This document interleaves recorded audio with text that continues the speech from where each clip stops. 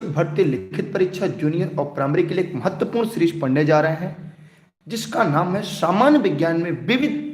सामान्य विज्ञान के अंतर्गत बल एवं गति, जो आपके सिलेबस में, जो आपके पाठ्यक्रम में है सामान्य विज्ञान के। यहां से आपकी परीक्षा में 1 से 2 प्रश्न निश्चित रूप से पूछे जाएंगे। यह वीडियो प्रतिदिन रात 9:30 बजे निःशुल्क ई लर्निंग विद दुर्गेश के फेसबुक पेज और यूट्यूब चैनल पर निःशुल्क राष्ट्र हित में, देश हित में लाइव क्लास आपके मिलती है। अगर आप लोग भविष्य में सरकारी शिक्षक बनना चाहते हैं, अध्यापक या अध्यापिका बनना चाहते हैं, तो इस वीडियो के अंत तक कॉपी कलम लेकर बैठे रहिएगा। यह वीडियो आपके जीवन की एक यादगार, एक ऐतिहासिक वीडियो होगी। यह वीडियो थोड़ी बड़ी होगी लेकिन आपके सिलेक्शन के लिए महत्वपूर्ण होगी, जहां पे हम इसके प्रश्नों के साथ साथ हम इसकी विस्तृत व्याख्या को पढ़ेंगे और क्लास को तेजी से आगे बढ़ाएंगे। पहला प्रश्न आपके बोर्ड पर दिख रहा होगा, त्वरण क्या है? तो मैं उम्मीद करता हूं जो भी साथी इस वीडियो को लाइव देख रहे होंगे वो जल्दी से कमेंट करके बताएंगे कि त्वरण क्या है। सभी साथी जल्दी से फटाफट कमेंट करके बताइए निम्नलिखित में से त्वरण क्या है। जो लोग इस वीडियो को लाइव देख रहे हैं सभी साथी फटाफट कमेंट करें कि त्वरण है, त्वरण क्या है। देखिए, बहुत सारे लोगों ने इस प्रश्न का सही जवाब दिया है कि त्वरण क्या है। त्वरण क्या है? बल के समानुपाती त्वरण होता है। न्यूटन की गति के दूसरे नियम, ध्यान दीजिएगा यहां पे क्या होगा, न्यूटन के गति का दूसरा नियम। दूसरा नियम, तो जो दूसरा नियम है वो क्या है? त्वरण वस्तु पर लगने वाले बल के समानुपाती होता है। क्या है? त्वरण जो होता है बल के, बल पर लगने, त्वरण वस्तु पर लगे बल को के समानुपाती होता है। इसलिए इस प्रश्न का उत्तर क्या होगा? डी इसका राइट आंसर होगा। हम आगे बढ़ रहे हैं अगले प्रश्न की तरफ। केवल शिक्षक भर्ती के लिए सामान्य विज्ञान जूनियर प्राइमरी दोनों के लिए महत्वपूर्ण सीरीज प्रतिदिन आपके बीच लाइव 9:30 बजे चलती है। अगला प्रश्न आपके बीच है कि आपको शायद दिख रहा होगा, वक्र के आसपास गतिमान कार किस प्रकार का बल कार्य करता है? अकॉर्डिंग टू सिलेबस चल रहा है। सभी लोग फटाफट कमेंट करिएगा, कमेंट करके जवाब दीजिएगा। अगर आप जूनियर यूपी टेट की तैयारी कर रहे हैं, सी टेट की, तो भी आपके सिलेबस में है। चाहे जूनियर टेट की तैयारी कर रहे हो, चाहे आप सुपर टेट की तैयारी कर रहे हो, दोनों में सामान्य विज्ञान आपके पूछे जाते हैं। सभी साथी बताएं, वक्र के आसपास गतिमान कार पर किस प्रकार का बल कार्य करता है?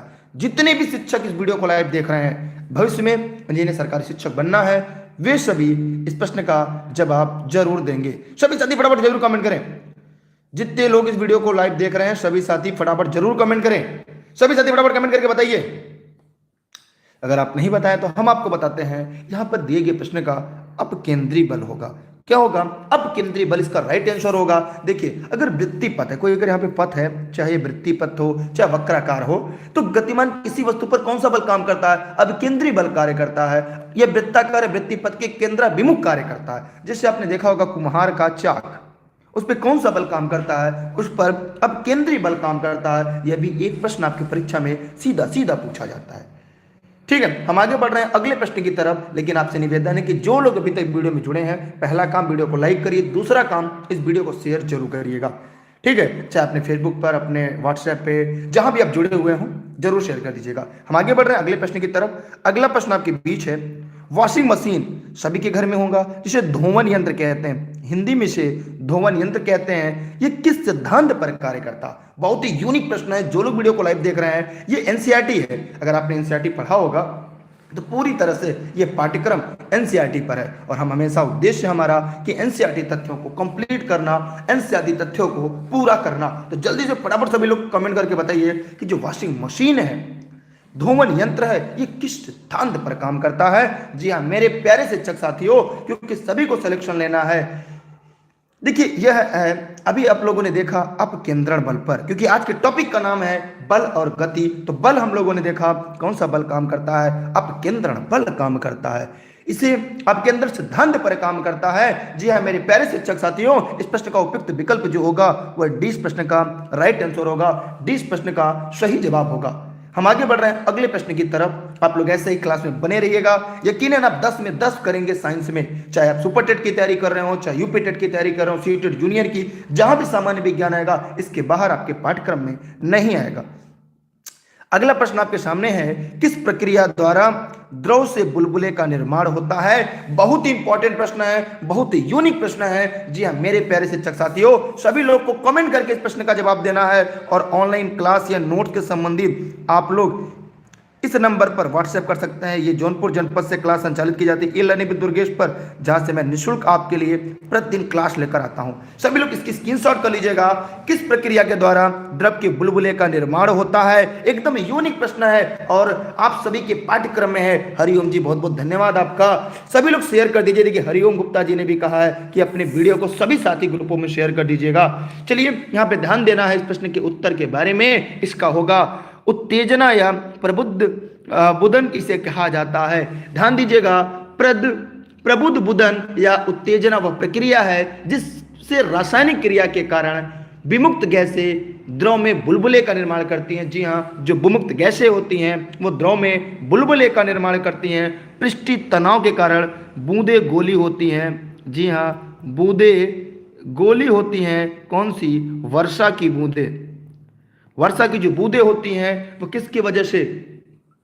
वर्षा की जो बूंद होती है वो किसकी वजह से? पृष्ठीय तनाव की वजह से गोली होती है। लेकिन यहां पर जो आपका प्रश्न का उत्तर होगा वो ए इसका राइट आंसर होगा। जी हां, इस प्रश्न को ध्यान दीजिएगा। ये एनसीईआरटी से पूरी तरह से एनसीईआरटी से प्रश्न को निकाला गया है। 6 to 10 या आपकी 6 to 10 माने 6 से लेकर 10 तक के जो विज्ञान की सीरीज है वहां से प्रश्नों को कलेक्ट किया गया है। हम आगे बढ़ रहे हैं अगले प्रश्न की तरफ।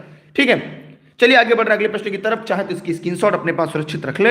अगला प्रश्न आपके पास है, एकदम हलवा वाला प्रश्न है। मैं चाहूंगा सभी लोग इस प्रश्न का जवाब दीजिएगा।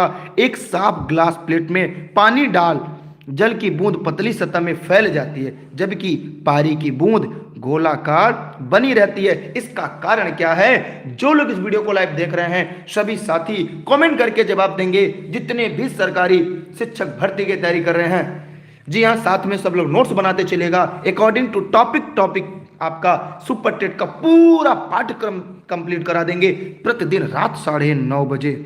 बाकी टाइम आपके 11 बजे तक क्लासेस चलती हैं, सुबह शाम के 6 बजे से निःशुल्क। उसके लिए टेलीग्राम जरूर ज्वाइन करिएगा। टेलीग्राम पे दुर्गेश सर सर्च करके ई लर्निंग विद दुर्गेश, अभी वहां पे प्रैक्टिस सेट की सीरीज डाली गई है। एक बार उस प्रैक्टिस सेट की सीरीज को जरूर पढ़िएगा। ई लर्निंग विद दुर्गेश पूरे प्रदेश में सबसे बेस्ट फैकल्टी आपको उपलब्ध कराएगी निःशुल्क। जौनपुर जनपद में क्लासेज यहाँ से संचालित हो रही हैं। देखिए यहाँ पे पारे का संसर्जन इसके कांच के साथ आसंजन से अधिक होता है। यहाँ पर एक बात पूछा है कि पारे पर का जो संसर्जन अथवा संयोग, इसे संयोग कहते हैं, संयोग जो होता है उसके कांच के साथ के आसंजक से अधिक होता है। इसलिए साफ ग्लास प्लेट में पानी जल डाली जाए तो जल की बूंद पतली सतह पर फैल जाती है जबकि पारे की बूंद गोलाकार बनी रहती है। इसलिए इस प्रश्न का उत्तर जो होगा वह शीर्ष का राइट आंसर होगा। शीर्ष प्रश्न का सही जवाब होगा। ठीक है, आप इसके नोट्स बना लेंगे तो पूरी तरह से थियरी हो जाएगी। साथ में नोट्स लिखते चलिएगा। ठीक है, एकदम अकॉर्डिंग टू टॉपिक हो जाएगा आपका।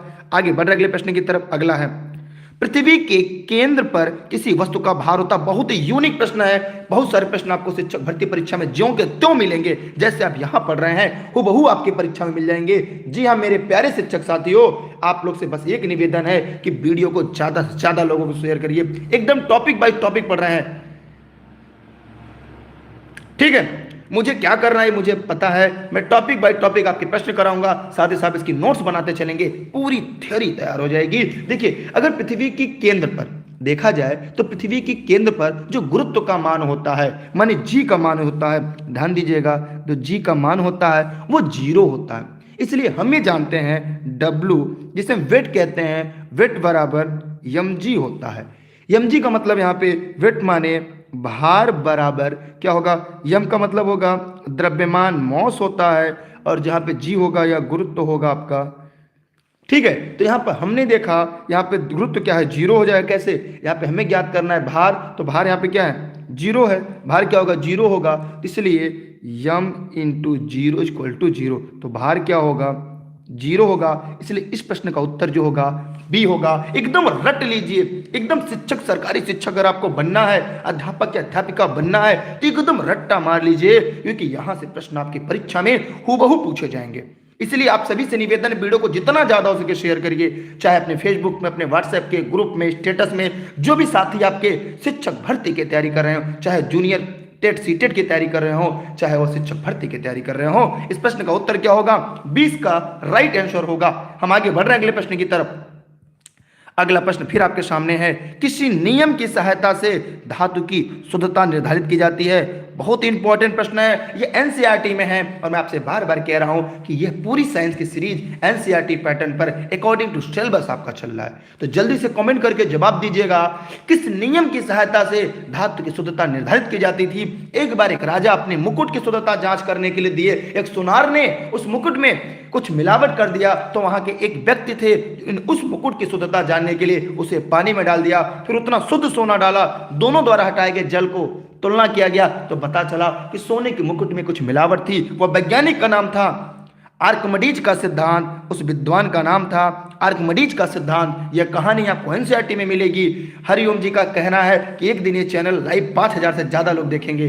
जी हाँ, तो यहां पर हमने देखा कि आर्किमिडीज का जो सिद्धांत था, किसी भी वस्तु को यदि किसी भी द्रव में पूर्ण या आंशिक रूप से डुबोया जाए, आर्किमिडीज का सिद्धांत था कि जब किसी भी वस्तु को किसी भी द्रव में पूर्ण या आंशिक रूप से डुबोया जाए, उसके द्वारा हटाए गए जल का भार अगर वस्तु के भार से कम है तो वस्तु तैरेगी, अगर वस्तु के भार से बराबर है तो मध्य में तैरेगी, अगर यदि वस्तु का भार ज्यादा है तो वस्तु डूब जाएगी। तो याद रखिएगा, वस्तु द्वारा विस्थापित द्रव का भार उसके आयतन के बराबर होता है। ये किसने कहा था? ये आर्किमिडीज ने कहा था। इसलिए ध्यान दीजिएगा कि आर्किमिडीज का सिद्धांत हम लोग को पास्कल का भी पढ़ना है, बायल का नियम पढ़ना है, द्रव का संरक्षण का नियम पढ़ना है, सब कुछ पढ़ना है, लेकिन एक एक कर कर पढ़ना है। प्रतिदिन रात में 9:30 बजे पढ़ना है, क्योंकि यह सुपर टेट की रात है, शिक्षक भर्ती की रात है। यह आने वाला समय आपके जीवन का ऐतिहासिक समय है। यहाँ पे आपको अगर सिलेक्शन नहीं लिया तो फिर समझिए जिंदगी कहाँ से कहाँ पहुंचा देगी।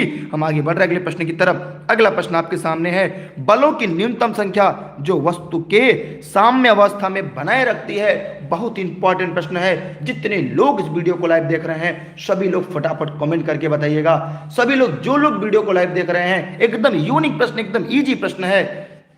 क्या आप चाहते हैं यह वीडियो एक दिन में 5000 से ज्यादा लोग लाइव देखें? आपके साथ के होंगे बहुत सारे मित्र जो शिक्षक भर्ती की तैयारी कर होंगे, जो यूपी टेट जूनियर की तैयारी कर रहे होंगे, साइंस फैकल्टी से होंगे, जो सीटेट जूनियर की तैयारी साइंस फैकल्टी से कर रहे होंगे, उन सभी के लिए क्लास रामबाण है। ठीक है, ध्यान दीजिएगा। बहुत बहुत धन्यवाद आपका। यहां पर इस प्रश्न का उत्तर होगा 2। कैसे? देखिए यहां पर इस प्रश्न का उत्तर अगर आप लोग जानना चाहें तो बहुत ही आसान है कि बलों की न्यूनतम संख्या 2 होती है। एक होता है जो वस्तु को साम्यावस्था में बनाए रखती है, और जब वस्तु पर आरोपित सभी बल का परिणाम 0 हो तब वस्तु साम्य अवस्था में होगी। माने यहाँ पे 2 प्रकार के बल होते हैं, इसलिए साम्य अवस्था में बना, एक ढकेला जाए एक रोका जाए, इसलिए अस्थायी अस्थायी करके हम रख सकते हैं। तो ध्यान दीजिएगा, इस प्रश्न का उत्तर जो होगा वो 20 का राइट आंसर होगा। हो सकता है ये प्रश्न आप सभी का परीक्षा में हुबहू ना आ जाए, इसलिए इसकी अच्छे से तैयारी करिएगा। सिलेक्शन वाले प्रश्न है। हम आगे बढ़ रहे हैं अगले प्रश्न की तरफ। ठीक है, क्योंकि यहां पे साम्य अवस्था में बनाए रखने के लिए पूछा है, पूरे प्रश्न को ध्यान से पढ़ना है। जो वस्तु को साम्य अवस्था में बनाए रखती है तो केवल 2 बल होती है। चलिए हम आगे बढ़ रहे अगले प्रश्न की तरफ। अगला है, सभी ध्यान दीजिएगा कि जब पत्थर के किसी टुकड़े को जल में डुबोया जाता है तो वह किसके बराबर जल को विस्थापित करेगा? सभी लोग फटाफट कमेंट करिए। अभी हमने ऊपर आर्किमिडीज का सिद्धांत बताया था। जी हाँ मेरे प्यारे शिक्षक साथियों, अभी मैंने ऊपर क्या बताया था? आर्किमिडीज का सिद्धांत आपको बताया था।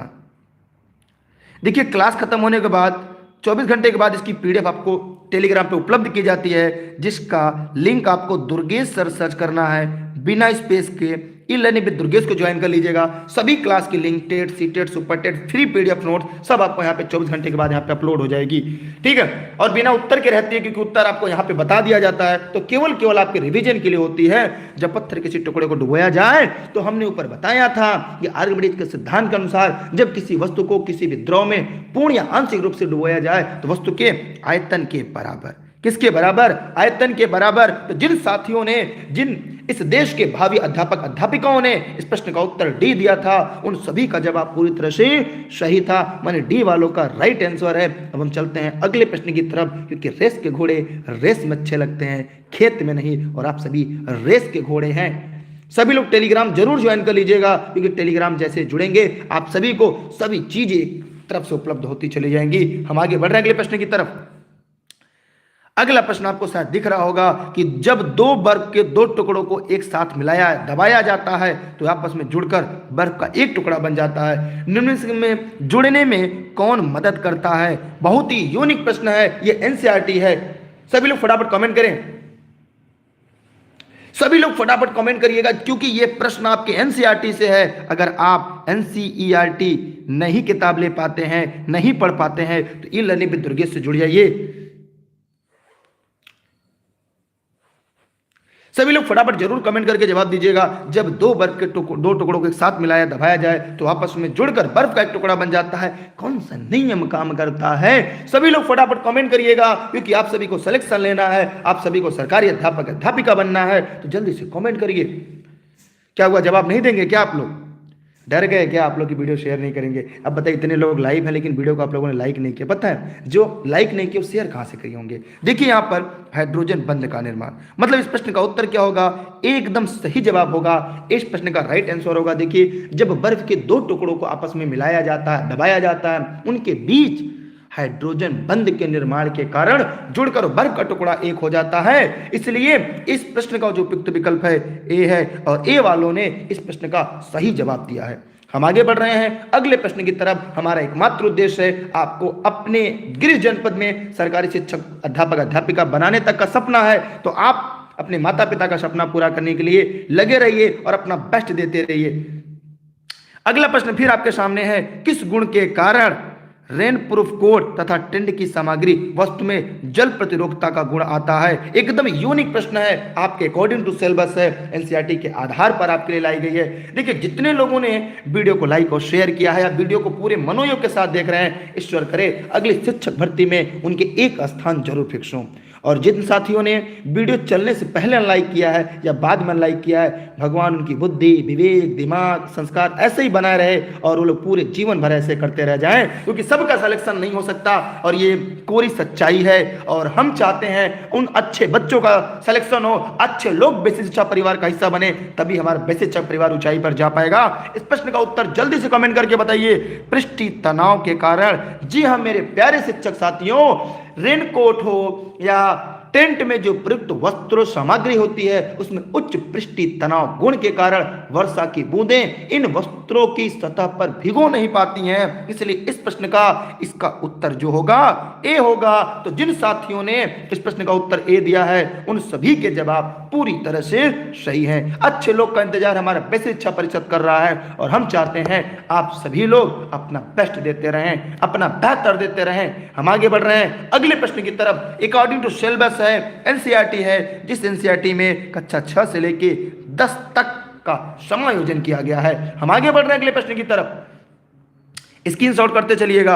अगला प्रश्न है, यदि मलाई से दूध अलग होती है तो दूध का घनत्व बढ़ेगा घटेगा? एकदम यूनिक प्रश्न है। जी हाँ मेरे प्यारे शिक्षक साथियों, सभी लोग फटाफट कमेंट करके बताइएगा, सभी लोग फटाफट कमेंट करिएगा। जी हाँ, आप सभी का धन्यवाद। बहुत सारे साथी ऐसे हैं जो खुद वीडियो को शेयर करने की बात बार बार कह रहे हैं, बहुत अच्छा लग रहा है। पता है, आप लोग इसी सहयोग की वजह से मैं हर काम छोड़ देता हूं, लेकिन आपकी 9:30 बजे की शिक्षक भर्ती की मैराथन क्लास कभी नहीं छोड़ता। ये हफ्ते में 7 दिन चलेंगी, क्योंकि मेरा उद्देश्य है आपको आपके माता पिता का सपना पूरा कराना, आपको सरकारी शिक्षक बनाना, आपको अध्यापक या अध्यापिका बनाना। उसके लिए मैं अपनी जी जान लगा के मेहनत करूंगा, यूनिक प्रश्न लेकर आऊंगा। लेकिन बस आपसे एक निवेदन है, पूरे मन से पढ़िएगा, साथ में नोट्स बनाते चलिएगा। यदि मलाई दूध से अलग होती है तो दूध का जो घनत्व होगा क्या होगा? मेरे प्यारे शिक्षक साथियों, इस प्रश्न का सभी को जवाब देना चाहिए। इस प्रश्न का उत्तर होगा कि मलाई का जो घनत्व है वो बढ़ जाएगा।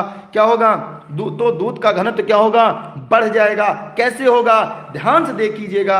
इस पे मलाई का घनत्व दूध के घनत्व से कम होता है। मलाई का जो घनत्व होता है दूध के घनत्व से कम होता है। मलाई हल्की होती है। मलाई देखा होगा आपने, एकदम हल्की होती है। कैसी होती है? हल्की होती है। और दूध का घनत्व उससे ज्यादा होता है। याद रखिएगा इस प्रश्न को, जबकि दूध का घनत्व मलाई के घनत्व से अधिक होता है। इसलिए जब मलाई दूध से अलग होती है तो उसका घनत्व क्या होगा? बढ़ जाता है। इसलिए इस प्रश्न का उपयुक्त विकल्प जो होगा वो ए होगा। सभी लोग ध्यान से समझिएगा इस प्रश्न का उत्तर कि यदि मलाई दूध से अलग होती है तो दूध का घनत्व बढ़ेगा, क्योंकि मलाई हल्की होती है। जैसे मैं आपसे पूछूं कि हिमपात और ओला किसका घनत्व ज्यादा होता है, तो ध्यान दीजिएगा ओला का घनत्व कम होता है, हिमपात का घनत्व कम होता है, ओला घनत्व ज्यादा हो। अगर ओला किसी के सर पर मार दिया जाए तो सर फूट जाएगा, लेकिन हिमपात से मार दिया जाए सर नहीं फूटेगा। जैसे अगर मैं आपसे कहूं कि आप मुझे 1 किलो रुई से मारिए, मैं आपको 1 किलो बटखरे से मारूंगा, वजन बराबर है, लेकिन यहाँ पे जो फर्क है वह डेंसिटी का है, वो घनत्व का है। उसी प्रकार मलाई का घनत्व कम होता है, दूध का घनत्व ज्यादा होता है। इसलिए इस प्रश्न का उत्तर ए होगा। यह एनसीईआरटी में दिया गया है। जी हाँ मेरे प्यारे शिक्षक साथियों, यह एनसीईआरटी में है। मैं आगे बढ़ रहा हूं अगले प्रश्न की तरफ। समझ में आ रहा है ना? चलिए अगला प्रश्न आपके बीच है। तैलीय सतह पर जल की बूंदों को ठहराव न होने का कारण क्या है? आपने बहुत ही अच्छे से ध्यान से देखिएगा, ध्यान से समझिएगा। तैलीय सतह पर जल की बूंदों के ठहराव न होने के कारण क्या होता है? आसंजक बल की कमी होती है, पृष्ठीय तनाव होती है, उनका आपस में मिश्रण हो सकता है, जल का तेल में हल्का होना है। क्या होता है? सभी लोग फटाफट कमेंट करके जवाब दीजिएगा। जितने लोग सरकारी शिक्षक बनने के लिए इस क्लास को पूरे मनोयोग के साथ देख रहे हैं, यकीन मानिए इस क्लास को पढ़ने के बाद आपको कभी किसी किताब की जरूरत नहीं पड़ेगी, केवल इसका नोट्स बनाते चलिएगा जितना पढ़ रहे हैं। इस वीडियो को 1 नहीं 2 बार देखिएगा। तो इसका कारण है पृष्ठीय तनाव। जी हाँ मेरे प्यारे शिक्षक साथियों, इस प्रश्न का उत्तर बी है। कुछ लोगों के सवाल के जवाब यहाँ पे गलत हो जाते हैं, कोई बात नहीं है, लेकिन परीक्षा में कभी भी गलत नहीं होना चाहिए। यहाँ पे चाहे जितनी गलतियां हो जाए, हम आपको गोली नहीं मार देंगे, ठीक है? चलिए ध्यान दीजिएगा यहां पर कि जल के अणुओं का जो जुड़ाव होता है, संजक होता है, बल आसंजक बल से अधिक होता है। जल के अणु बहुत मजबूती से आपस में जुड़े होते हैं, किंतु तैलीय सतह पर जल के ना ठहर पाने का कारण उसकी पृष्ठीय तनाव का जल से अधिक होना होता है। इसलिए इस प्रश्न का सही उत्तर बी होगा। हम आगे बढ़ रहे हैं अगले प्रश्न की तरफ। अगला प्रश्न पुनः आपके सामने है। मिट्टी से जड़ के रेशों तक जल में पहुंचने का कारण क्या है? बहुत ही यूनिक प्रश्न है। सभी लोग फटाफट कमेंट करके जवाब दीजिएगा। जी हाँ मेरे प्यारे शिक्षक साथियों, इस देश के भावी अध्यापक अध्यापिकाओं, इस देश के निर्माताओं, आप लोग कमेंट करके बताइएगा। जी हाँ मेरे प्यारे शिक्षक साथियों, कि मिट्टी के से जड़ के रेशों तक जल पहुंचने का जो कारण है वो क्या है? ये एनसीईआरटी का प्रश्न है, क्योंकि मैंने आपको बार बार बताया है, हम आपको एनसीईआरटी के साथ लेकर चलेंगे। ऐसे प्रश्न पढ़ाएंगे जो परीक्षा में हूबहू आएगा। ध्यान से देखिएगा, इसका है केशिका दबाव। जी हाँ मेरे प्यारे शिक्षक साथियों, इस प्रश्न का उत्तर होगा केशिका दबाव। इसे हम कोशिका दबाव भी कहते हैं, यहाँ पे शायद मात्रा नहीं लगा है। कोशिका दबाव की क्रिया के कारण जो जल होता है मिट्टी से जड़ों के रेशों तक पहुंचता है। जी हाँ, जल मिट्टी से जड़ों के रेशों तक पहुंचने का काम करता है। इसलिए इस प्रश्न का जो सही विकल्प होगा वो 20 का राइट आंसर होगा। हम आगे बढ़ रहे हैं अगले प्रश्न की तरफ। यार 10-10 लोगों को खाली शेयर करिए आप। प्रतिदिन इस क्लास के बारे में बताइए। मेरी क्लास 3 दिन को ये लेकर देखे, केवल 3 दिन। यकीन के साथ कहते हैं वो क्लास कभी जीवन में मिस नहीं करेगा। आगे बढ़ रहे अगले प्रश्न की तरफ। अगला प्रश्न है, बाल पेन के कार्य करने का सिद्धांत। बहुत ही इंपॉर्टेंट प्रश्न है, एनसीईआरटी कक्षा 9 का प्रश्न है। ये एनसीईआरटी क्लास 9 का प्रश्न है। जी हाँ मेरे प्यारे शिक्षक साथियों, ये क्लास 9 का प्रश्न है। तो जल्दी से फटाफट कमेंट करके बताइए। हाँ केशिका था, अच्छा केशिका था। इसके पहले वाला प्रश्न जो था केशिका, जी सत्या जी ने बताया केशिका, ठीक है। रूबी जी थैंक यू, आपने 46 लोगों को शेयर कर दिया। अरे कोई बात नहीं है, नोट्स जो बना रहे हैं उसके लिए तो और अच्छी बात है। देखिए बाल पेन किस सिद्धांत पे काम करता है, सभी लोग फटाफट कमेंट करिएगा। हमें देखना है इस प्रश्न का सबसे सही जवाब कौन सा अध्यापक देखता है। सभी लोग कमेंट जरूर करिएगा। सभी लोगों ने लाइक नहीं किया क्योंकि संख्या आपकी लाइक की कम है। यार अभी भी तो मास्टर हो, जग जाओ, पढ़ लो मास्टर वीडियो है सुपर टेट की। ध्यान से देखिएगा, बाल पेन के कार्य करने का जो सिद्धांत होता है वह पृष्ठीय तनाव होता है। क्या होता है? पृष्ठीय तनाव होता है। ध्यान से देखिएगा, बाल पेन गुरुत्वाकर्षण बल तथा पृष्ठीय दोनों पर सिद्धांतों पर कार्य करता है। वह गुरुत्वाकर्षण पर भी काम करता है। किस पर? बाल पेन, और इस पर भी काम करता है। दोनों पे काम करता है। लेकिन कागज की सतह पर लिखना पृष्ठीय तनाव के कारण होता है। कागज की सतह पर लिखना, कागज की सतह पर लिखना वह पृष्ठीय तनाव के कारण होता है। इसलिए इस प्रश्न का जो उत्तर होगा वह डी होगा। सही दोनों है, लेकिन यहां पर हाँ केशिका होता है, ठीक है। यहां पर ध्यान से देखिएगा, जो लोग वीडियो को लाइव देख रहे हैं आपने ध्यान से समझा होगा किस प्रश्न का उत्तर क्या होगा, डी होगा, सी नहीं होगा, क्योंकि सही दोनों है, ये भी सही है ये भी, लेकिन लिखने का जो कारण है वो क्या होगा, वो कागज की सतह होगा। समझ में आया आप लोग को, क्योंकि मेरा उद्देश्य सिलेक्शन है आपका। दोनों प्रश्न देखिए, ये भी सही है ये भी सही है। अगर आता ऑप्शन में सी और डी तो आप सी और डी दोनों लगाते, लेकिन यहाँ पे दोनों विकल्प में है, इस दशा में विकल्प डी का चयन करेंगे। हम आगे बढ़ रहे हैं अगले प्रश्न की तरफ, ठीक है, हम आगे बढ़ रहे हैं अगले प्रश्न की तरफ। अगला प्रश्न पुनः आपके डिस्प्ले पे दिख रहा है। एक स्थिर घूर्णी चरखी का प्रयोग कुआं से जल निकालने के लिए किया जाता है, किस कारण किया जाता है? मेरे सभी शिक्षक साथी बताएं, जो लोग इस वीडियो को लाइव देख रहे हैं सभी साथी फटाफट कमेंट करके बताएं। इस देश के भावी शिक्षक, इस देश के निर्माता, इस देश के पालनहार, आप सभी इस वीडियो को लाइव देख रहे हैं और आप अपने प्रश्न का जवाब गलत या सही जरूर दीजिएगा, क्योंकि इसी के साथ अगली शिक्षक भर्ती में आपकी दावेदारी प्रस्तुत होगी। तो मेरे प्यारे साथियों, जल्दी से कमेंट करके बताइए कि घूर्णी चरखी का प्रयोग कुआं से जल निकालने के लिए किया जाता है, कौन सा कारण यहां पर होगा? सभी साथी फटाफट कमेंट करके बताइएगा। देखिए, ये एक सामान्य मशीन की तरह काम करता है। किसकी तरह? सामान्य। देखिए, ये कुआं होता है, जैसे ये हमारा क्या हो गया, हमारा ये कुआं हो गया, ठीक है। यहां पर क्या होता है,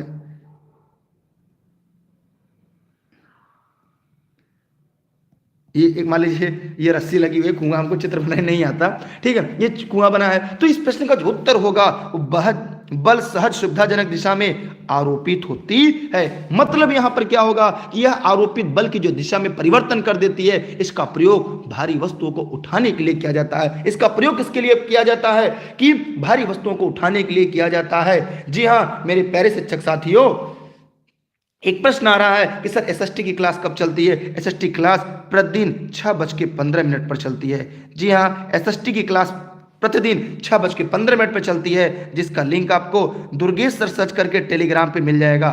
जी हाँ मेरे प्यारे शिक्षक साथियों, यहाँ पर चलती है। तो दोबारा जो है इस वीडियो के सवाल को ना पूछें आप।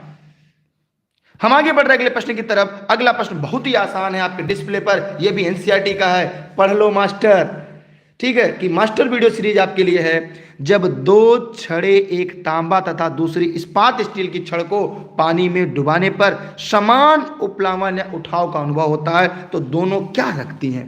एकदम आसान प्रश्न है, एनसीईआरटी वाले प्रश्न है। मैं उम्मीद करता हूं कि यहां से किसी भी व्यक्ति का कोई भी सवाल गलत नहीं होना चाहिए। सभी लोग फटाफट कमेंट करके बताइए, सभी लोग फटाफट कमेंट जरूर करिएगा, क्योंकि रेस के घोड़े रेस में अच्छे लगते हैं और आप तो इस देश के सरकारी शिक्षक बनने वाले हैं। तो जल्दी से सवाल का जवाब दीजिएगा। देखिए, जब समान रूप से डुबोया जाता है, समान रूप से प्लावन बल काम करता है, इसका मतलब उनके आयतन क्या है? आपस में समान है, उनके आयतन आपस में बराबर है। इसके सिद्धांत को आर्किमिडीज का सिद्धांत कहते हैं। ऊपर अभी हम लोगों ने पढ़ा, इसे सिद्धांत को क्या कहते हैं? आर्किमिडीज का सिद्धांत कहते हैं। अब यहां से ध्यान दीजिएगा, जब किसी भी वस्तु को किसी भी द्रव में पूर्ण रूप से डुबोया जाता है, तो जो उपलावनता होती है वस्तु के आयतन, द्रव्य के घनत्व तथा विस्थापित द्रव के घनत्व पर आधारित होती है। लेकिन तांबा तथा स्टील का घनत्व अलग अलग है, इसलिए समान उपलब्धता के लिए दोनों वस्तुओं का आयतन समान होना चाहिए। इसलिए इस प्रश्न का जो सही विकल्प होगा वो ए इसका राइट आंसर होगा। इस प्रश्न का सही जवाब होगा। मैंने पहले ही आपसे वादा किया है, हम सुपर टेट के जो सिलेबस के आधार पर चलेंगे, प्रतिदिन टॉपिक बाय टॉपिक पढ़ाते रहेंगे, क्योंकि आप भी सरकारी शिक्षक बनने के लिए डेली 9:30 बजे लाइव आते हैं। तो भैया अपने सभी साथी मित्रों को पहुंचाइए, उन सभी सहेली सहेला को पहुंचाइए जो सरकारी शिक्षक बनने के लिए लगातार मेहनत कर रहे हैं। अगला प्रश्न फिर आपके सामने है, यदि एक सामान्य ग्लास शीशे ट्यूब और एक ग्लास शीशा केशिका ट्यूब दोनों को जल के बर्तन में डुबोया जाए तो जल का स्तर कितना बढ़ेगा? मेरे प्यारे शिक्षक साथियों, सभी लोग कमेंट जरूर करिएगा। सभी लोग फटाफट कमेंट करिएगा। देखिए ऑनलाइन क्लास से संबंधित कोई भी जानकारी आपको ई लर्निंग विद दुर्गेश के ऑफिस के नंबर से मिल जाएगी। यह क्लास जौनपुर जनपद से निःशुल्क चलती है। जी हाँ मेरे प्यारे साथियों, आपको सरकारी शिक्षक बनाने के लिए सभी लोग फटाफट कमेंट करें। क्योंकि रेस के घोड़े रेस में अच्छे लगते हैं, खेत में नहीं। और आप रेस के घोड़े हैं और आपको सरकारी शिक्षक तक का दौड़ लगाना है, तब तक नहीं रुकना है जब तक, क्योंकि यह 5 महीना आपके जीवन के ऐतिहासिक है, या आने वाला समय आपके जीवन के ऐतिहासिक है। आगामी शिक्षक भर्ती परीक्षा आपके सर पर है। अगर आपने कुछ नहीं किया तो सोचिए आपकी जीवन कहां होगी। इतनी बड़ी भर्ती फिर दोबारा नहीं आने वाली है। इसलिए लगा दो अपनी जान, फूंक दो अपने आप को। कब तक? इस पढ़ाई की आग में, क्योंकि आपको सफल होना है, अपने माता पिता का नाम रोशन करना है। ध्यान दीजिएगा, यहाँ पे इस प्रश्न का जो उपयुक्त विकल्प होगा दोनों में होगा। क्या होगा? दोनों में, दोनों ही नलियों में जल का स्तर ऊपर की ओर बढ़ेगा। जल के स्तर का ऊपर बढ़ना गिरना दोनों ग्लास के नलियों की संकीर्णता पर निर्भर करता है। इसलिए इस प्रश्न का जो सही विकल्प होगा ए होगा। यह एनसीईआरटी सीरीज है। ठीक है, हम आगे बढ़ रहे हैं अगले प्रश्न की तरफ। ठीक है, हम आगे बढ़ रहे हैं अगले प्रश्न की तरफ, स्क्रीनशॉट कर लीजिएगा। अगला प्रश्न आपके पुनः सामने है कि वर्तिका अथवा दिया की बाती के तेल के ऊपर बढ़ने, एकदम इंपॉर्टेंट प्रश्न है। यह एनसीईआरटी है। आज जितने लोगों ने बचपन में लेकर एनसीईआरटी या एससीईआरटी की किताब पढ़ी होगी, उन्हें ने इस बात को कभी नहीं भूलेंगे। सभी लोग फटाफट कमेंट करिए। एनसीईआरटी एससीईआरटी की सीरीज है अथवा दिया की बाती, तेल के ऊपर चढ़ने की प्रक्रिया जो होती है वो क्या होती है? सभी लोग बताइए। ऊपर अभी हम लोगों ने देखा था, कमेंट करके जवाब जरूर दीजिएगा। जी हाँ, देखिए इसका जो होता है किसिक तो होता है तत्व की जो क्रिया होती है, अभी ऊपर इसके बारे हम लोगों ने पढ़ा था। इसके कारण दिए की जो बाती तेल ऊपर उठता है। तेल के जो कण तथा बाती के धागे के पृष्ठीय तनाव के मध्य संजक बल की क्रिया से केसिक तत्व की क्रिया संपन्न होती है। इसलिए इस प्रश्न का उत्तर जो होगा वो सी होगा। इसके कारण केसिक क्रिया की जो होती है वो संपन्न होती है। इसलिए यहां पर इस प्रश्न का जो सही विकल्प होगा वो सी का राइट आंसर होगा। क्लियर हुआ सभी का? किसी को डाउट, कोई समस्या नहीं है ना? हम आगे बढ़ रहे हैं अगले प्रश्न की तरफ। अभी क्लासेज आपकी 1 घंटे और चलने वाली है। चलिए अगला प्रश्न पुनः आपके सामने है। अपमार्जक या सर्फ या डिटर्जेंट मिलाने पर जल का पृष्ठीय तनाव क्या होगा? ये भी यूनिक प्रश्न है। तो जितने भी शिक्षक हैं एक बार आप वीडियो को शेयर कर दीजिए। हम आपकी क्लास को पढ़ाने के लिए हर चीज़ छोड़ देते हैं, लेकिन आपकी क्लास कभी छोड़ते नहीं। तो बस इतनी निवेदन है आपसे कि अगर आपको ये लग रहा है कि वास्तव में आपके लिए मेहनत करता हूँ इस प्रश्न को इकट्ठा करना, टाइप कराना, फिर आपके लिए सब काम छोड़कर लाइव आना, तो बस इतना है, इसको हर गरीब तक पहुंचाइए। हर गरीब के माँ बाप का सपना पूरा करिए, क्योंकि अब कोई भी व्यक्ति ये नहीं कह सकता कि वह क्लास न मिलने की वजह से नहीं पढ़ पाया। अगर आपको हर घर खुशी के दीप जलाने हैं और इस वर्ष कुछ नया करना है, तो बस एक काम करना है, सभी को उनके माता पिता के सपनों का घर, उनके सपनों का विद्यालय, भारत के सपनों के विद्यालय तक पहुंचाना है। अपमार्जक या सर्प या डिटर्जेंट, अपमार्जक सर्प डिटर्जेंट मिलाने पर जो जल का पृष्ठीय तनाव होता है घटेगा, बढ़ेगा, क्या होगा? सभी लोग एक बार कमेंट करके बताइएगा। आपके शेयर करने से ना आपका पैसा कटेगा, ना आपको पैसा मिल जाएगा, लेकिन हाँ, आपके शेयर करने से हो सकता है किसी ऐसे व्यक्ति के हाथ में वीडियो लग जाए जिसको इस वीडियो के बाद से उसके जीवन में बड़ा बदलाव आए और आज के कुछ दिनों के बाद, कुछ महीनों के बाद वो अपने आप को सरकारी शिक्षक के रूप में परिणत पाए। तो यहाँ पर उसका क्या होगा? घटेगा। जी हाँ मेरे प्यारे शिक्षक साथियों, यहाँ पे क्या होगा कि अपमार्जक या डिटर्जेंट, जल के जो हाइड्रोजन बंद होते हैं, ध्यान दीजिएगा, जो हाइड्रोजन के बंद होते हैं उसके ये बंद क्या होते हैं? कमजोर हो जाते हैं। इसलिए जल का जो पृष्ठीय तनाव होता है ये कम होने लगता है, घटने लगता है। इसलिए इस प्रश्न का जो सही विकल्प है मेरे प्यारे मित्रों वह बी होगा। उस प्रश्न का उत्तर क्या होगा? 20 का राइट आंसर होगा, क्योंकि यह सारे प्रश्न ऐसे हैं जो हुबहू आपकी परीक्षा में आ सकते हैं। इसलिए पढ़ते रहिए, लगाते रहिए रेस, क्योंकि यह जिंदगी तभी रोकिएगा जब तक अपने आप को सफल न मान लीजिएगा। आगे बढ़ते हैं अगले प्रश्न की तरफ। निम्नलिखित में से किस द्रव में श्यानता अधिक होती है? क्या गजब का सवाल है। जी हाँ मेरे प्यारे शिक्षक साथियों, लगा दीजिए अपने इस जुनून को और न बुझने दीजिए अपनी सोच को। चलिए बताइए किस द्रव में श्यानता अधिकतम होती है? जी हाँ साथियों, फटाफट कमेंट करिएगा। सभी लोग फटाफट कमेंट जरूर करिएगा। मत लाइक करिए, मत शेयर करिए, लेकिन अपनी उपस्थिति जरूर दर्ज कराइए। गलत या सही प्रश्नों का जवाब दीजिए, क्योंकि यहाँ पे गलती होना चाहिए, परीक्षा हाल में नहीं होना चाहिए। तेल में होगा, जी हाँ तेल में होगा। अभी तेल को गिरा दिया जाए किसी ड्रम में, अगर भरा है तीनों पदार्थ, तो कौन धीरे धीरे गिरेगा? कौन? तो श्यानता द्रव्य की द्रव्यता को परिभाषित करती है। तेल में दिए गए सभी विकल्पों में द्रव्य की श्यानता सबसे ज्यादा रखती है। इसके बाद आपने डामर पढ़ा होगा, ध्यान से देखिएगा इस प्रश्न का उत्तर। जैसे ग्लास में दूध भरिए, पलट दीजिए, ग्लास में दूध नहीं बचेगा। पेट्रोल डालिए, जल डालिए, लेकिन तेल की कुछ बूंदें लगी रह जाएंगी। इसलिए इस प्रश्न का सही विकल्प जो होगा ए होगा। हम आगे बढ़ रहे हैं अगले प्रश्न की तरफ।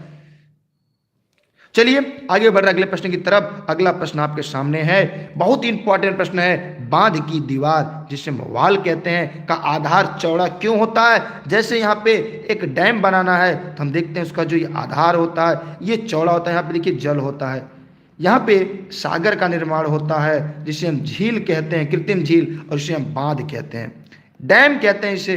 तो बताइए कमेंट करके इसका आधार चौड़ा क्यों होता है। जी हाँ मेरे प्यारे शिक्षक साथियों, कमेंट करके बताइए ऐसा क्यों होता है। सभी लोग फटाफट कमेंट करके बताइए। और ये online class, notes, video lecture, सीटेड, रिपीटेड, सुपरटेड के लिए ये e learning with Durgesh office का नंबर है, यहाँ से आप जानकारी प्राप्त कर सकते हैं। हमारी क्लास पूरी तरह से निःशुल्क चलती है। जौनपुर जनपद से जितने लोग हैं उन सभी का स्वागत है। ये मुलाकात करिए, हम सभी आपसे मुलाकात करके मुझे बड़ी खुशी होगी। तो बताइए कमेंट करके, बांध की दीवार की वाल का आधार चौड़ा क्यों होता है? एनसीईआरटी प्रश्न है आपका। देखिए इसमें क्या होता है, प्रवाह की आवश्यकता के कारण सरल बहाव होता है, इससे गहराई के साथ सहनीय प्रतिरोध क्षमता बढ़ती है, क्षैतिज तल पर प्रतिरोध की अधिकता बढ़ने के कारण होता है। फिर कह रहे हैं बढ़ते हुए मंडल दबाव कारण ये भी नहीं होगा, ये भी नहीं होगा। इस प्रश्न का जो सही विकल्प होगा वो बी होगा। इससे गहराई के साथ सहनीय प्रतिरोध क्षमता बढ़ती जाती है, क्योंकि यहाँ पे आयतन इसका ज़्यादा होता है, यहाँ पे दबाव ज़्यादा होता है, इसलिए नीचे के जो वाल होती है इसका आधार चौड़ा होता है। धीरे धीरे से क्या होती है, इसकी ऊंचाई कम होती जाती है। ठीक है, इसलिए इस प्रश्न का जो उपयुक्त विकल्प होगा वो क्या होगा, 20 का राइट आंसर होगा। 20 प्रश्न का सही जवाब होगा कर हर हर मैदान फतेह। ठीक है जी हाँ, एक झटका आप लोग और लगा दीजिए, संख्या 1000 के पार पहुंच जाएगी। एक बार आप लोग और एक बार जोर लगा दीजिए, बहुत ही अच्छी संख्या आपकी है। इस बात से प्रमाणित करता है कि आप क्लास आपको समझ में आ रही है। हम आगे बढ़ रहे अगले प्रश्न की तरफ, स्क्रीनशॉट कर लीजिएगा आप सभी लोग। चलिए, निम्नलिखित में से कौन सा पृष्ठीय तनाव का परिणाम है? बहुत इंपॉर्टेंट प्रश्न है, जल्दी से कमेंट करके बताइए। जो लोग इस वीडियो को लाइव देख रहे हैं एक बार आप लोग झटका लगा दीजिए अपने फेसबुक पर, अपने व्हाट्सएप ग्रुप में। निम्नलिखित में से कौन सा पृष्ठीय तनाव का परिणाम है? जल्दी से फटाफट कमेंट करिएगा। जो भी मेरे प्यारे शिक्षक साथी इस वीडियो को यूट्यूब पर और फेसबुक पर दोनों जगह लाइव देख रहे हैं, तो कौन सा पृष्ठीय तनाव का परिणाम है?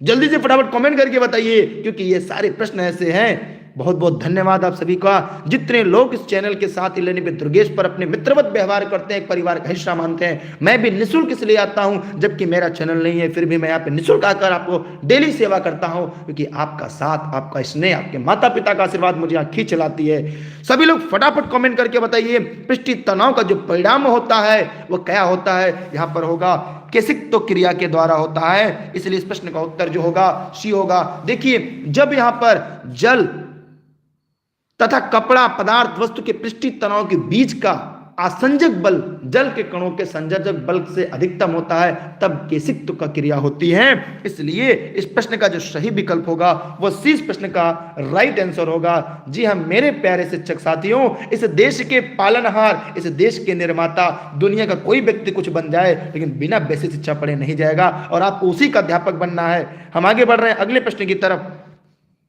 एक दिन ये संख्या 10,000 के ऊपर जाएगी अगर आप लोग ऐसे ही रह गए। सीलन युक्त गीले कपड़े सुखाने की मशीन की किस क्रिया के द्वारा सूख जाते हैं? एकदम कमेंट करके बताइएगा। सीलन युक्त गीले कपड़े सुखाने की मशीन की किस क्रिया के द्वारा सूख जाते हैं? सभी लोग फटाफट कमेंट करिएगा। आप लोग अपना साथ ऐसे ही बनाए रहिएगा। 9:30 बजे अलार्म लगा लीजिएगा, क्योंकि सरकारी शिक्षक बनना है तो सरकारी नौकरी लेना है तो आपको अपना मेहनत करना होगा। बहुत बहुत धन्यवाद सभी का, और इस बधाई के हकदार असली आप लोग हैं। आप लोग के साथ की वजह से इतना हो पाया है। अगले प्रश्न की तरफ बढ़ते हैं। अगला प्रश्न है, इस प्रश्न का उत्तर होगा अपकेंद्री बल। अभी ऊपर हम लोगों ने इसके बारे में पढ़ा था। अपकेंद्री जो बल होता है, ये जो डिटर्जेंट को जल में मिलने से जल के पृष्ठीय तनाव को न्यूनतम हो जाता है, लेकिन जब अपमार्जक होता है, डिटर्जेंट होता है, जल के हाइड्रोजन के बंध को कमजोर बना देता है, जिससे वॉशिंग मशीन अपकेंद्री बल के प्रभाव के कारण गीले कपड़े जो है वो सूख जाते हैं। इसलिए इस प्रश्न का जो सही विकल्प होगा वह 20 का राइट आंसर होगा। जी हाँ मेरे प्यारे शिक्षक साथियों, इस प्रश्न का जवाब डी होगा। चलिए अगले प्रश्न की तरफ बढ़ते हैं। अगला प्रश्न आपके बीच है, लोहे से बना गोला जब पारे से भरे बर्तन में डुबाया जाएगा तो क्या होगा? जल्दी से कमेंट करके बताइए सभी साथी। और क्लास खत्म होने के बाद इसकी पीडीएफ आपको टेलीग्राम पे मिलेगी, जिसका लिंक आप दुर्गेश सर सर्च करके ई लर्निंग विद दुर्गेश पे जुड़ सकते हैं। शिक्षक भर्ती की ये क्लास 9:30 बजे प्रतिदिन चलती रहेगी। तो कितने साथी हैं जो कल से 9:30 बजे आएंगे? 7 बजे क्लास चलती है, 8 बजे चलती है, 6 बजे चलती है, 9 बजे चलती है, लगातार चलती है। लेकिन ये मैराथन क्लास शिक्षक भर्ती की 9:30 बजे। बताइए क्या होगा? लोहे से बना गोला जब पारे से भरे बर्तन में डुबाया जाएगा तो वह क्या होगा? कमेंट करके जवाब देते रहिएगा। देखिए पारे की सतह पर तैरेगा। क्या होगा? पारे की सतह पर तैरेगा। क्यों? क्योंकि स्टील इस्पात के घनत्व से पारे का घनत्व अधिक होता है, इसलिए स्टील से बना गोला पारे पर तैरता रहेगा। क्या होगा? पारे पर तैरता रहेगा। इसलिए मेरे प्यारे शिक्षक साथियों, इस देश के पालनहार और आप सभी भावी अध्यापक अध्यापिकाएं, इसलिए इस प्रश्न का उत्तर क्या होगा? बी होगा। ये पूरा एनसीईआरटी का निचोड़ है, क्योंकि हम एनसीईआरटी पढ़ाने पर ही जोर देते हैं। हम आगे बढ़ रहे हैं अगले प्रश्न की तरफ, क्योंकि रेस के घोड़े रेस में अच्छे लगते हैं, खेत में नहीं। अगला प्रश्न पुनः आपके सामने है, सभी मूल आधारी बलों में सबसे कमजोर बल कौन सा है? ये हम लोगों ने पढ़ लिया है और मैं चाहूंगा सभी लोग फटाफट कमेंट करें। सभी लोग आइए, 4 बजे के बाद मैं जौनपुर में आप सभी से मुलाकात कर पाऊंगा। विद्यालय से आने के बाद आप मुझसे मिल सकते हैं, क्योंकि मैं आधे घंटे तक मैं शहर में रहता हूं। आने वाले सभी साथियों से मुलाकात करके जाता हूं। जौनपुर जनपद के आसपास जो भी हैं उन सभी का ई लर्निंग विद दुर्गेश के प्लेटफॉर्म पर स्वागत है, जहां पे मैं प्राय आधे घंटे का समय शाम को देता हूं, क्योंकि बहुत सारे लोग आते हैं परामर्श लेने के, विचार विमर्श करने के लिए, तैयारी कैसे की जाए, क्या कमियां रहेंगी, क्या आपकी मजबूती रहेगी। सभी मूल आधारी बलों में सबसे कमजोर बल कौन सा है? जल्दी से कमेंट करके बताइएगा। जी हाँ मेरे प्यारे शिक्षक साथियों, यहां पर क्या होगा? सबसे कमजोर बल की बात की जाए तो गुरुत्वाकर्षण बल है। कौन सा बल है? गुरुत्वाकर्षण बल है। जैसे एक पत्थर भी अगर मुंह पर फेंकते हैं तो वो नीचे चला आता है, लेकिन एक यहां से निकल जाता है। तो ध्यान दीजिएगा, सभी आधारी बलों में गुरुत्वाकर्षण बल सर्वाधिक कमजोर है। लेकिन सबसे मजबूत अगर पूछ दिया जाए तो नाभिकीय बल सबसे मजबूत है। सबसे मजबूत अगर कोई बल है तो कौन सा है? मजबूत कौन सा है? नाभिकीय। इसलिए इस प्रश्न का जो सही विकल्प होगा वह ए इसका राइट आंसर होगा। ई इस प्रश्न का सही जवाब होगा। जी हां मेरे प्यारे शिक्षक साथियों, इस देश के निर्माताओं, हम आगे बढ़ रहे हैं अगले प्रश्न की तरफ। देखिए, गिरती वर्षा की बूंदें गोलाकार क्यों होती है, ये मैंने ऊपर बताया था। सभी लोग फटाफट कमेंट करके बताइए, जिन लोग इस वीडियो को लाइव देख रहे हैं। देखिए, ऑनलाइन क्लास या नोट से संबंधित किसी भी जानकारी के लिए आप इस नंबर पर व्हाट्सएप करके जानकारी ले सकते हैं। टेट, सीटेट, सुपर टेट, शिक्षक भर्ती क्लास नोट, ये क्लास जौनपुर जनपद से पूरी तरह से निःशुल्क चलती है मेरे द्वारा। 9:30 बजे एकदम अलार्म लगा लीजिए मोबाइल में। इसकी पीडीएफ आपको टेलीग्राम पर मिल जाएगी, फेसबुक पेज पर भी निःशुल्क चल रही है लाइव। ये गिरती वर्षा की जो बूंदें होती हैं वो पृष्ठीय तनाव के कारण होती हैं। मैंने कई बार इसको पढ़ाया है। जी हाँ एकदम राइट आंसर है कि पृष्ठीय तनाव के कारण जो वर्षा की बूंदें होती हैं वो गोली होती हैं। ये मैंने कई बार ऊपर बताया। जब जल की बूंदों द्वारा गोलाकार क्षेत्र ग्रहण करने के कारण पृष्ठीय तनाव होता है। इसकी जो प्रवृत्ति होती है न्यूनतम क्षेत्र ग्रहण करने के लिए होती है। इसलिए इस प्रश्न का जो सही उत्तर होगा वह बी होगा। अमित जी बहुत बहुत धन्यवाद। सभी साथियों को बहुत बहुत धन्यवाद। ईश्वर करे आप सभी लोग इस वीडियो पढ़ रहे हैं, आगे भी पढ़ेंगे क्लास खत्म होने के बाद। ईश्वर उनके माता पिताओं के सपना को पूरा करे, आप सभी को अपने सपनों के विद्यालय में भेजे। इतनी मेहनत ईमानदारी के साथ आप पढ़ रहे हैं, मुझे देखकर खुशी हो रही है। सेविंग ब्रश के रेसे जल से बाहर निकलते ही आपस में चिपक जाते हैं, इसका कारण क्या है? यह भी एनसीईआरटी है। क्या है? यह भी एनसीईआरटी है, क्योंकि मैंने आपसे पहले वादा किया है हम एनसीईआरटी पढ़ेंगे, वही पढ़ेंगे जो सीधा सीधा आपके परीक्षा में पूछा जा सके। और यह प्रश्न यहां से सीधा आपके परीक्षा हाल में पूछे जाएंगे। कमेंट करके बताइए, सेविंग ब्रश के रेसे जल से बाहर निकलते ही आपस में चिपक जाते हैं, क्यों? एकदम हलवा उत्तर है, एकदम हलवा जवाब है। जी हां, पृष्ठीय तनाव। रट लीजिए, वर्षा की बूंदें, शेविंग ब्रश, ये सभी पृष्ठीय तनाव के बाल पेन जो होता है लिखने का कारण भी पृष्ठी तनाव होता है। कितना आसान सा प्रश्न है, इतनी बार हमने आपको बता दिया कि पृष्ठी तनाव सरफेस की वजह से, टेंशन की वजह से कभी प्रश्न गलत नहीं होगा। हम आगे बढ़ रहे हैं अगले प्रश्न की तरफ। बहुत अच्छा लग रहा है आप सभी शिक्षक साथियों का, इस देश के भावी अध्यापक अध्यापिकाओं, कितना मेहनत कर रहे हैं आप लोग। तेल की बूंदें जल पर फैल जाती हैं, क्यों? सभी लोग कमेंट करके बताइए। ये ऊपर मैंने पढ़ाया है, आज ही की सीरीज में आप लोगों ने पढ़ा है। जल्दी से एक बार कमेंट करके बताइए दिए गए प्रश्न का जो सही विकल्प क्या होगा। सभी लोग फटाफट कमेंट करिए, जितने लोग इस वीडियो को लाइव देख रहे हैं कमेंट करिए जल्दी से कि जो तेल की बूंदें होती हैं वो जल पर क्यों फैल जाती हैं। सभी लोग फटाफट कमेंट करिए। देखिए जिनकी बफरिंग हो रही है यहाँ पे 3 डॉट बिंदु को क्लिक करेंगे और उसकी जो वीडियो क्वालिटी है वो 720p कर लेंगे। एकदम वीडियो साफ एचडी चलना शुरू हो जाएगा। जी हाँ, एकदम एचडी की तरह चलेगा। तेल की बूंदें जल पर फैल जाती हैं क्योंकि जल होता है, तेल की सांद्रता अधिक होती है, तेल जल में मिश्रित नहीं होता, तेल का पृष्ठी तनाव जल से कम होता है। बारे मेरे प्यारे शिक्षक साथियों, इस देश के पालनहार, इस देश निर्माताओं, बस ऐसे ही लगे रहिएगा क्योंकि अगली बारी शिक्षक भर्ती में आपकी है और आपको यही मेहनत वहां पे साबित करनी है। आगे बढ़ रहे हैं अगले प्रश्न की तरफ। ठीक है, चलिए आगे बढ़ रहे हैं। अगला प्रश्न आपके बीच है, बर्फ के टुकड़े, ये निःशुल्क क्लास है आपके लिए, देश हित में, राष्ट्र हित में, एज ए गेस्ट फैकल्टी के रूप में मैं आपको पढ़ाता हूं। बर्फ के एक टुकड़े के साथ शीशे ग्लास के टुकड़े को अंतः स्थापित कर उसे भरे जल में तैराया जाता है। यदि बर्फ गलती है तो जल की सतह बढ़ेगी घटेगी। कितना गजब का प्रश्न है, यह एनसीईआरटी में है। ये सारे प्रश्न आपको एनसीईआरटी में मिलेंगे क्योंकि यह एनसीईआरटी का ही निचोड़ है और हम हमेशा एनसीईआरटी को पढ़ाने में फोकस करते हैं। एक बार कमेंट करके जरूर बताइएगा। जी हाँ मेरे प्यारे शिक्षक साथियों, इस देश के निर्माताओं, हमारे बीच जौनपुर जनपद के भरत सर हैं लाइव, भारत लाइब्रेरी से, उनका भी बहुत बहुत धन्यवाद है कि आपने अपना कीमती वक्त इस चैनल को दिया, इस वीडियो को सुनने में, पढ़ने में दिया। हम आपका सदैव शुक्रगुजार रहेंगे। जी हाँ, आप भी सर एक बार इस वीडियो को शेयर कर दीजिएगा अपने सभी साथी मित्रों के साथ। यहाँ पे ध्यान से देखिएगा कि बर्फ के एक टुकड़े के साथ शीशे ग्लास के टुकड़े को अंतः स्थापित कर उसे भरे जल में तैराया जाता है। यदि बर्फ गलती है तो जल का सतह क्या होगा, चाहे यहाँ पर एक ग्लास ही क्यों ना हो, इस ग्लास में एक बर्फ का टुकड़ा डाल दिया जाए और यह बर्फ का टुकड़ा अगर गलेगा तो यहां पर क्या होगा, व्हाट हैपन। कमेंट करके जवाब दीजिएगा क्योंकि यह पूरा एनसीईआरटी है। मैं आपने बार बार से कहा था, देखिएगा इसमें क्या होगा, कम होगी। क्या होगी, जल की सतह कम होने लगेगी।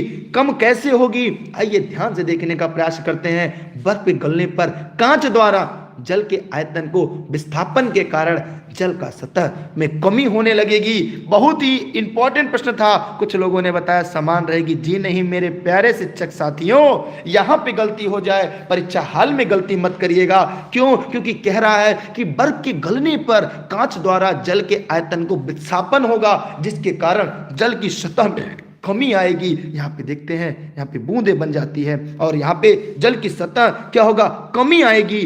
ध्यान से देखिएगा। और यह अगर आपने क्लास 10th में पढ़ा होगा तो आपको यह आसानी से मिल गया होगा। चलिए हम आगे चल रहे हैं। कम होगा क्योंकि विस्थापन के कारण, जल के आयतन के विस्थापन कारण जल के सतह में कमी आएगी। हम आगे बढ़ रहे हैं अगले प्रश्न की तरफ। अगला प्रश्न पुनः आपके सामने है, एक नाव जल में नहीं डूबेगा जबकि उसके द्वारा विस्थापित जल किसके बराबर होगा। मैंने एक प्रश्न आपको पढ़ाया था, आर्किमिडीज का सिद्धांत। मैंने ये बताया था, जब भी किसी वस्तु को किसी भी जल में पूर्ण या आंशिक रूप से, जब भी किसी भी जल को में किसी भी ठोस वस्तु को पूर्ण या आंशिक रूप से डुबोया जाएगा, पूर्ण आंशिक रूप से डुबोया जाएगा, उसके द्वारा हटाया गया जल यदि वस्तु के बराबर है, यदि वस्तु के बराबर है, ध्यान दीजिएगा, यदि वस्तु के बराबर है तो वस्तु क्या होगी, तैरेगी। क्या होगी, तैरेगी। यदि वस्तु से हल्का बराबर है तो मध्य में तैरेगी। कहां पे, मध्य में तैरेगी।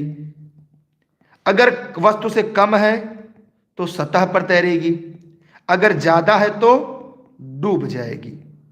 तो यहां पर क्या होगा, इस प्रश्न का नाव द्वारा अगर हटाया गया है, इस प्रश्न का होगा आयतन। अगर किसी नाव द्वारा अगर किसी भी द्रव में डुबाया जाए तो उसके द्वारा हटाया गया आयतन से उसके जल का भार यदि कम है तो वस्तु बीच में सतह पर तैरेगी, बराबर बीच में। इसे कौन सा सिद्धांत कहते हैं, कमेंट करके बताइएगा। जी हाँ मेरे प्यारे शिक्षक साथियों, वह क्या कहते हैं, कमेंट करके बताइए कौन सा सिद्धांत है।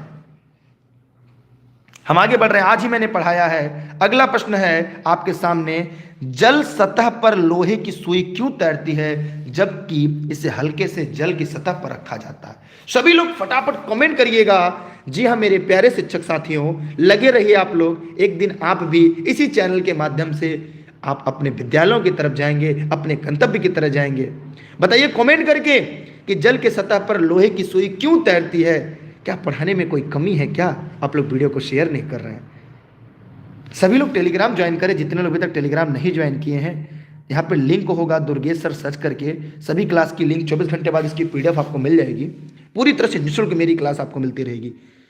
जल की सतह पर लोहे की सुई क्यों तैरती है, अब इसे हल्के से जल की सतह पर रखा जाता है तो क्या होगा, कमेंट करके जवाब दीजिएगा। यहां पर क्या होगा, पृष्ठीय तनाव के कारण होगा। क्या होगा, पृष्ठीय तनाव। ध्यान सुनिएगा कि लगभग जब लोहे की सुई जल की सतह पर रखी जाती है तो सुई का घनत्व तो जल के घनत्व से अधिक होने के कारण सुई जल में डूब जाती है। लेकिन जब इसे हल्के से जल की सतह पर रखा जाता है तो सतह के पृष्ठीय तनाव के कारण सुई जल में तैरती रहती है। सुना होगा आप लोगों ने, कभी कादर पर धीरे सुई रख दिया जाए तो नहीं डूबती, लेकिन हल्का सा ऊपर से छोड़ा जाए तो डूब जाती है, तो पृष्ठीय तनाव के कारण तैरती है। और वैसे तैरने का कारण आर्किमिडीज का सिद्धांत है। इसलिए इस प्रश्न का जो सही उत्तर होगा ए होगा। कितने लोग को यह बात समझ में आई, जल्दी से कमेंट करके बताइए। जितने को समझ में आ गई वाई कमेंट करे, जिनको नहीं आई वो यन कमेंट करे। सभी लोग जल्दी, अभी और सारे प्रश्न बने, अभी आधे घंटे क्लास आपकी चलेगी। घबराइए नहीं आप लोग, क्योंकि आपको सरकारी शिक्षक बनाना है, क्योंकि कल का जो काम करना है आज ही पूरा कर देंगे। ठीक है, हम आगे बढ़ रहे हैं अगले प्रश्न की तरफ। एक बार और शेयर कर दीजिए, संख्या कम हो रही बढ़ने की जगह। बहुत अच्छा लगा, आप लोगों ने बहुत ही सपोर्ट किया है। अब इस वजह से हम अगले दिन और अच्छी क्वेश्चन लेकर आएंगे और अच्छे से समझाने का प्रयास करेंगे। अगला प्रश्न है आपके बीच, एक गोली या बुलेट दागने पर घर्षण मुक्त टेबल पर पड़े स्थिर ठोस टुकड़ा में धंस जाती है। इस प्रक्रिया में किसकी भाग या राशि का संरक्षण होता है। सभी लोग कमेंट जरूर करिएगा, यह बहुत इंपॉर्टेंट प्रश्न है। यह न्यूटन का नियम यहाँ पे काम करता है कि जब गोली को दागा जाता है तो घर्षण मुक्त टेबल पर पड़े स्थित ठोस टुकड़े में धंस जाती है। इस प्रक्रिया में किस भाग या किस राशि का संरक्षण होता है। सभी लोग कमेंट करके बताइएगा, सभी लोग फटाफट कमेंट जरूर करिएगा। इस प्रश्न का उत्तर क्या होगा। ध्यान दीजिएगा, केवल संवेग की वजह से। देखिए जब गोली यहां पे जब गोली दागी जाती है तो उसके साथ क्या होता है, ठोस टुकड़ा, जो ठोस टुकड़ा है यहां पे, जब गोली दागी जाती है तो ठोस टुकड़े पर कोई बाह्य बल नहीं होता, जिस कारण रेखित संवेग होता है और सदैव संरक्षित होगा। इसलिए इस प्रश्न का जो उत्तर होगा केवल संवेग होगा। इसलिए इस प्रश्न का उत्तर जो होगा बी, इस प्रश्न का सही जवाब होगा। जी हाँ मेरे प्यारे शिक्षक साथियों, बी होगा। यहां पर क्या होगा, क्योंकि यहां पर घर्षण मुक्त टेबल की बात का है। प्रश्न को पूरा ध्यान से पढ़िएगा, यहां पर केवल संवेग होगा, क्योंकि यहां पे जो टेबल है वो कैसी घर्षण मुक्त है। ठीक है, हम आगे बढ़ रहे हैं अगले प्रश्न की तरफ। रॉकेट किस सिद्धांत पर काम करता है। सभी साथी बताइए, यह शायद पिछली शिक्षक भर्ती का पूछा प्रश्न है। जी हाँ मेरे प्यारे शिक्षक साथियों, आप लोग एक बार कमेंट करके जरूर बताइएगा, क्योंकि रेस के घोड़े अंतर्गत तो रेस में ही अच्छे लगते हैं। ध्यान से देखिएगा, रॉकेट किस संरक्षण सिद्धांत पर काम करता है, जल्दी से कमेंट करके बताइएगा। सभी साथी जो लोग इस वीडियो को लाइव, एनसीईआरटी सीरीज है, पढ़ लो मास्टर नहीं तो पछताओगे। देखिए रॉकेट किस संरक्षण पर काम करता है, रेखीय संवेग संरक्षण पर काम करता है। इस प्रश्न का जो उत्तर होगा, रॉकेट रेखीय संवेग संरक्षण पर काम करता है। यह नीचे की ओर गतिशील गैस रॉकेट को ऊपर की दिशा में धक्का प्रदान करने का काम करता है।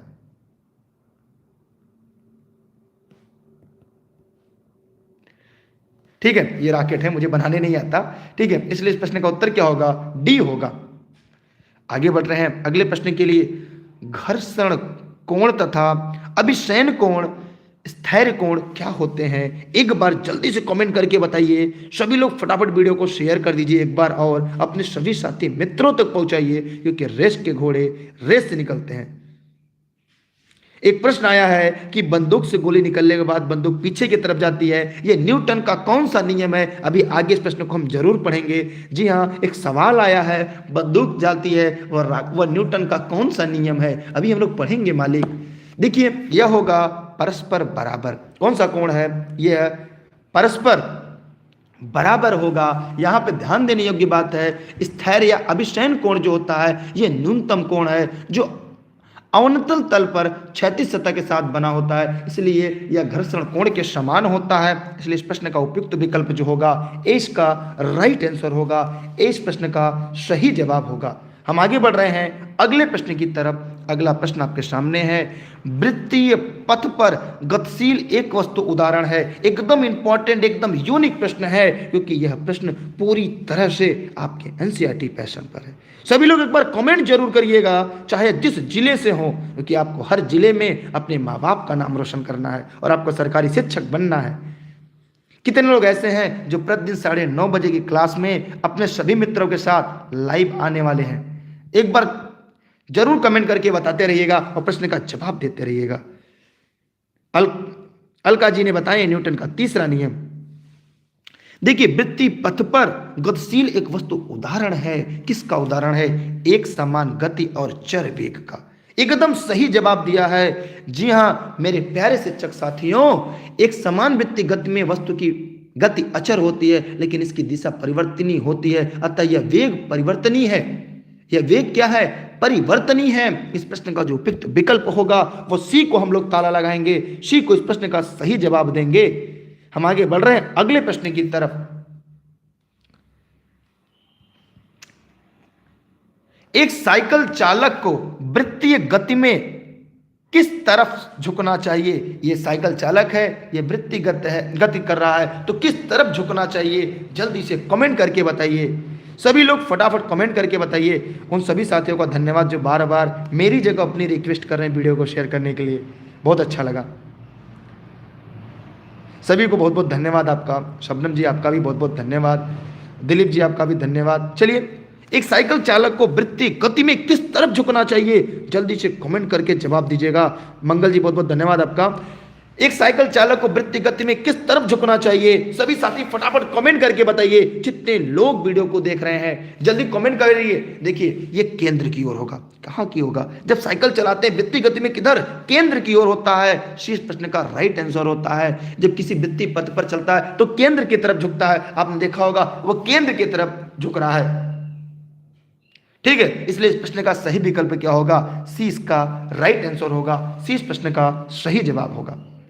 हम आगे बढ़ रहे हैं अगले प्रश्न की तरफ, लेकिन इस प्रश्न का जवाब देने के लिए आप लोग जरूर बताइएगा आप लोग किस किस जिलों से वीडियो को देख रहे हैं। क्या आप अपने जिले में इस वीडियो को पहुंचाएंगे? देखिएगा,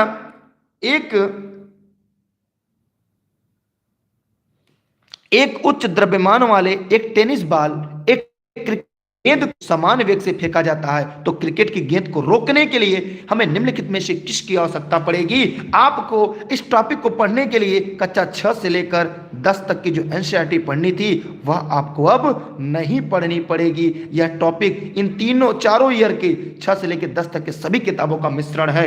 सभी लोग फटाफट कमेंट करिएगा जहां से जो वीडियो को देख रहे हैं। देखिए, आप लोग सोचिए कि हम किन किन राज्यों में पहुंच चुके हैं।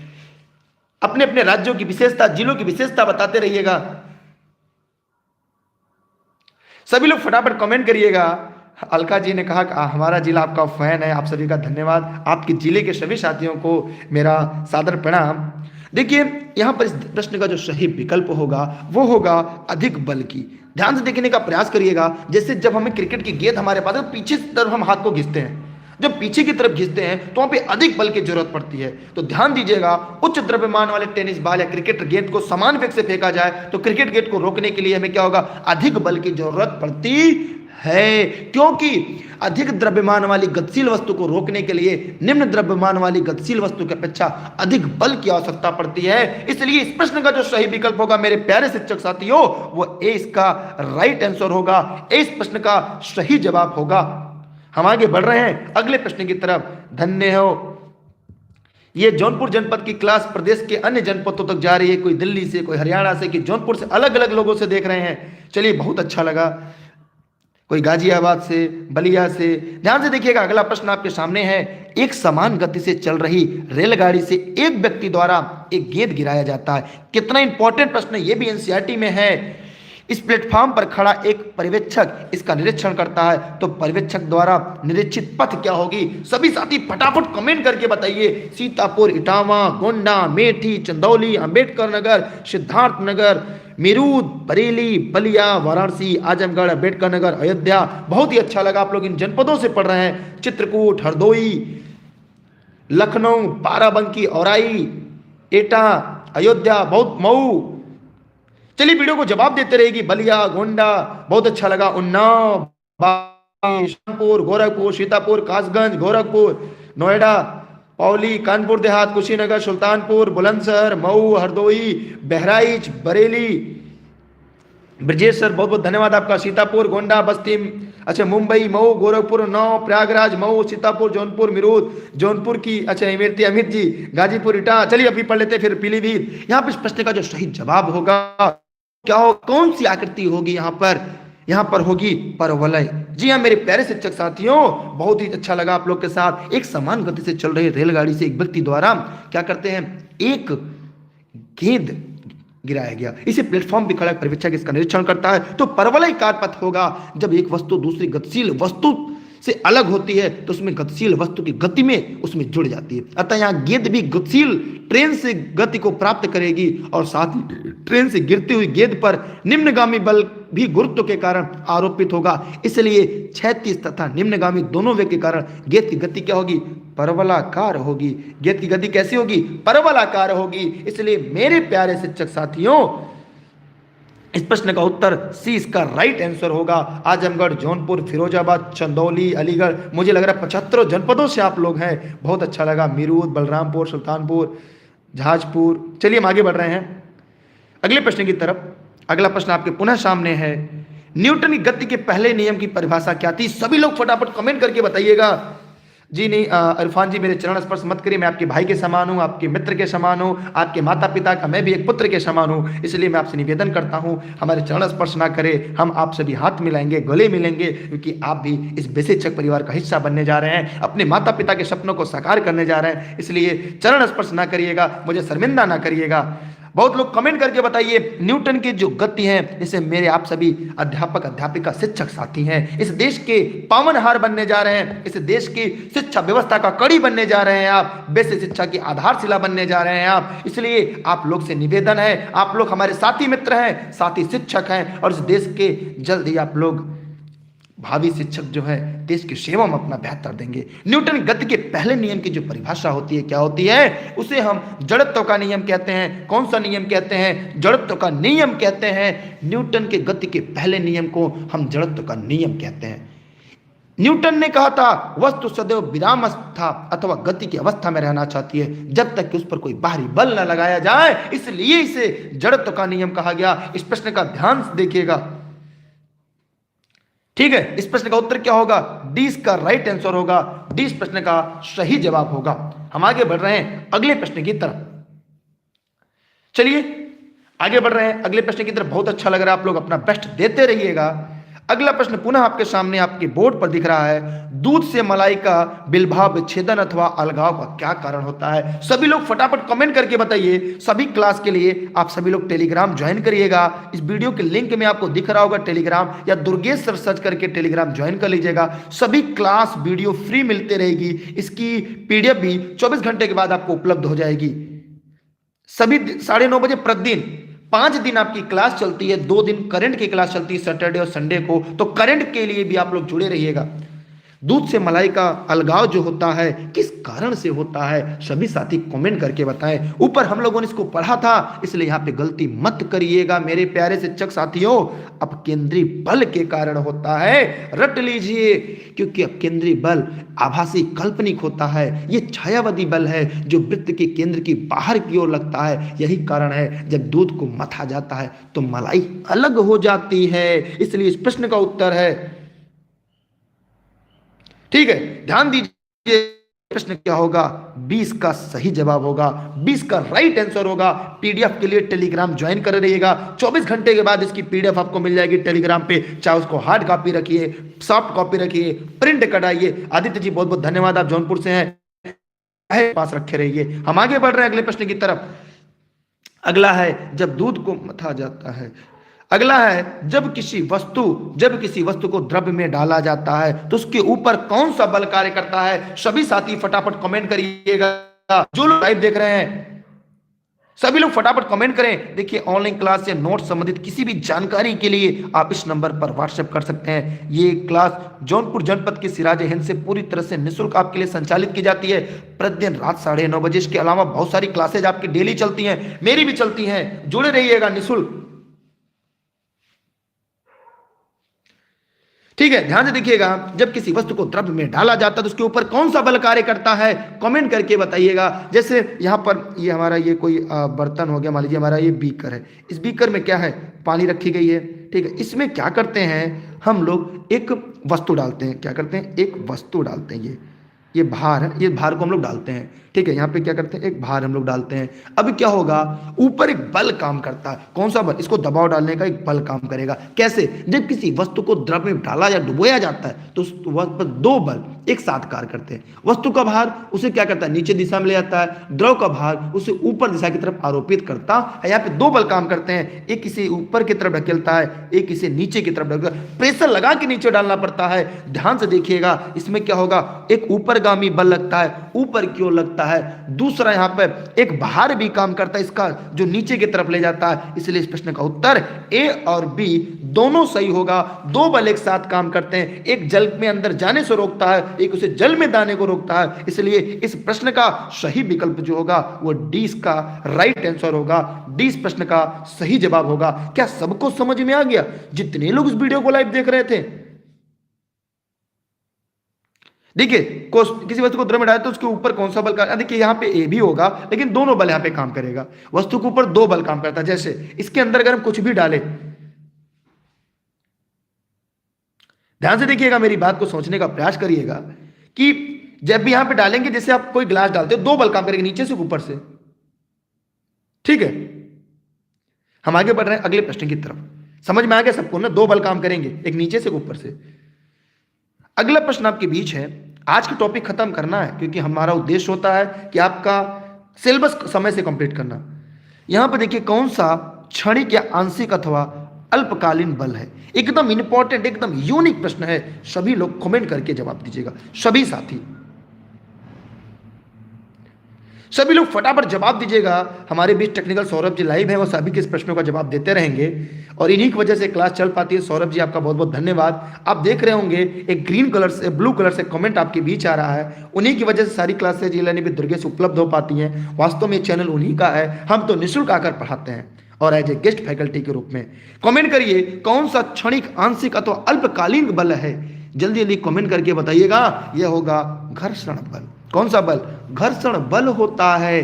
घर्षण बल एक आंशिक क्षणिक बल है, यह अल्पकालीन बल है, यह ऊर्जा का संरक्षण नहीं करता, इसे गैर परंपरागत बल कहते हैं। यह ऊर्जा का संरक्षण नहीं करता है, यह ऊर्जा का संरक्षण नहीं करता है, यह गैर परंपरागत बल है। इसे हम क्या कहते हैं, गैर परंपरागत बल कहते हैं। क्यों, क्योंकि यह ऊर्जा का संरक्षण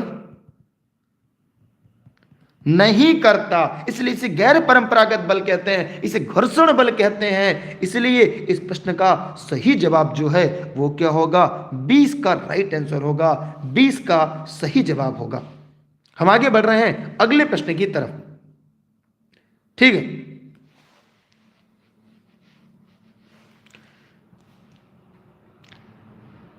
चलिए, निम्नलिखित में कौन सा आभासी बल है?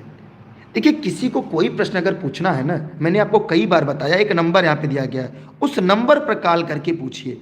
ये सारा काम ई लर्निंग विद दुर्गेश के ऑफिस का काम है, तो भैया मुझे इस बारे में कोई जानकारी नहीं है। मेरा काम है यहाँ पे पढ़ाना।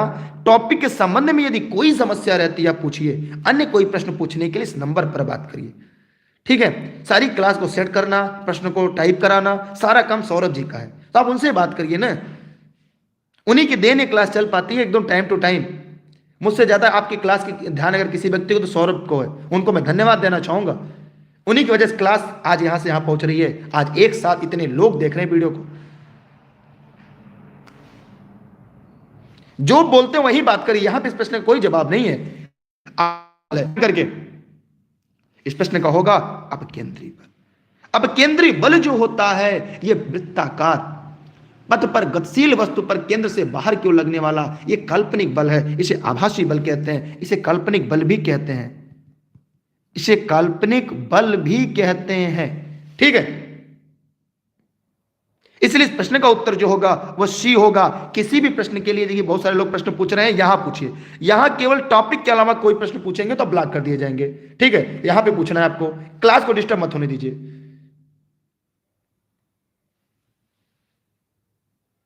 हम आगे बढ़ रहे अगले प्रश्न की तरफ। एक समान गति के साथ एक वस्तु क्या होगा, जवाब दीजिए फटाफट कमेंट करके। सभी लोग फटाफट कमेंट करिएगा। एक समान गति के साथ एक वस्तु क्या होती है? त्वरित नहीं हो सकती, त्वरित हो सकती है, सदोत्तरित होती है, एक समान वेग में रहेगी। जल्दी से कमेंट करके बताइए। सभी लोग फटाफट कमेंट करके बताइए, जो लोग वीडियो को लाइव देख रहे हैं। एक समान गति के साथ एक वस्तु क्या होती है? सभी लोग फटाफट कमेंट करके बताइए। त्वरित हो सकती है। क्या हो सकती है? त्वरित हो सकती है। क्या हो सकती है? त्वरित हो सकती है, क्योंकि हमने आपने देखा कि जो त्वरण होता है, यहां पे जो त्वरण होता है, हम जानते हैं त्वरण बराबर वेग परिवर्तन की दर होता है। वेग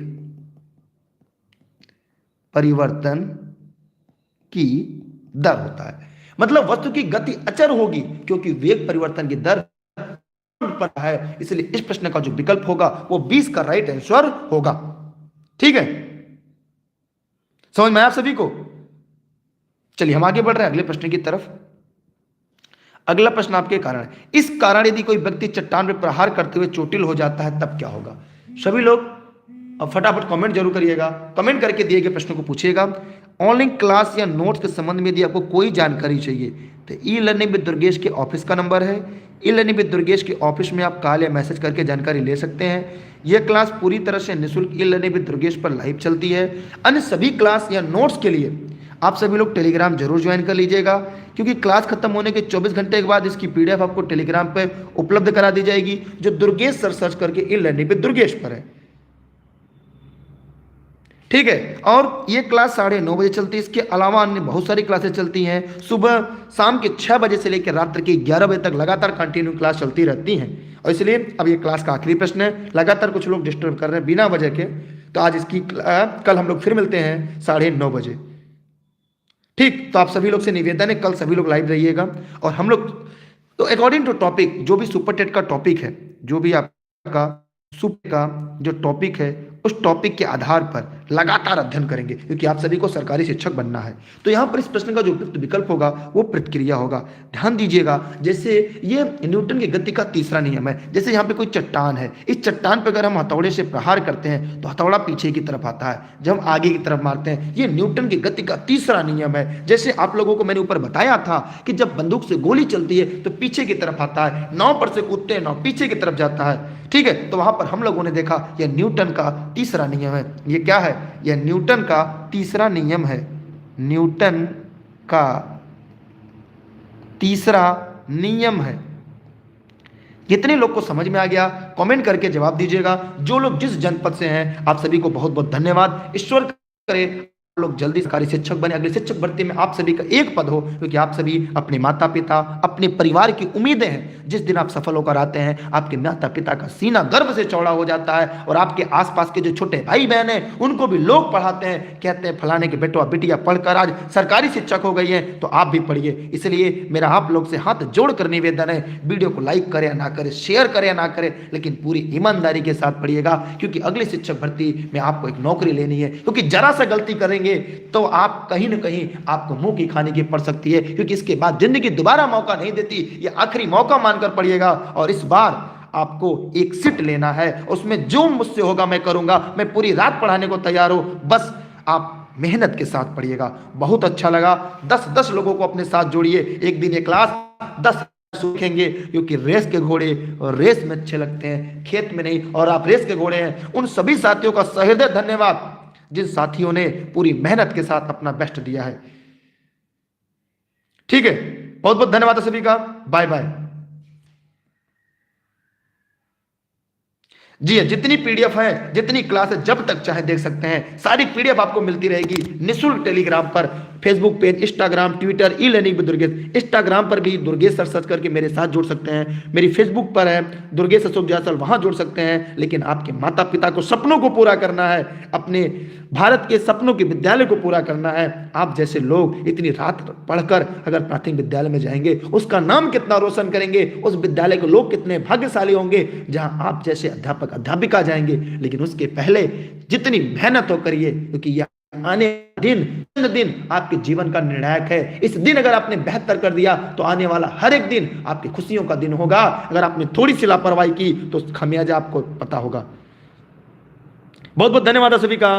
bye bye, best of luck, जय हिंद, जय भारत, वंदे मातरम। ठीक, बहुत बहुत धन्यवाद आप सभी का। हमसे बात करने के लिए मेरा इंस्टाग्राम दुर्गेश सर है, फेसबुक पेज है, ठीक है। और बाकी के लिए ये ऑफिस का नंबर है, यहीं से सब कुछ आपको जानकारी हो जाएगी, क्योंकि यहाँ पे जो पूछना है यहाँ से पूछ सकते हैं, सब कुछ यहाँ पर बता दी जाएगी। बहुत बहुत धन्यवाद है सभी का। Bye bye. इस वीडियो को शेयर कर दीजिएगा, अगर अभी तक लाइक नहीं किया तो लाइक कर दीजिएगा। तो जितने लोगों ने वीडियो को लाइक और शेयर किया है, स्टोर करें, दिन दोना रात चौगुना आगे बढ़ते रहे, अगले शिक्षक भर्ती में उनका एक स्थान फिक्स हो।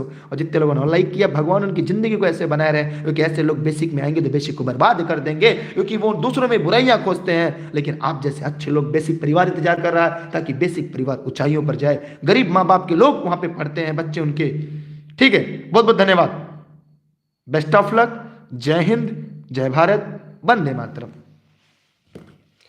चलिए आदित्य जी बहुत धन्यवाद आपका, अनूप जी, एकता जी, सिप्रा, इरफान, बहुत बहुत धन्यवाद सभी का। पूजा, मीना, शबनम, आप सभी का धन्यवाद। कोई छोड़ गया एक तरफ, सबको धन्यवाद। अंजलि जी आपका भी धन्यवाद। चलिए ये सबके धन्यवाद, ठीक है। Target super TET, thank you आप सभी का। हाँ फिर देख सकती हैं। ठीक, चलते हैं, बाय बाय। सीतापुर से धन्यवाद। चलिए बाय बाय। अब हमें इजाजत दीजिएगा, क्योंकि मेरा गला बैठ जाएगा।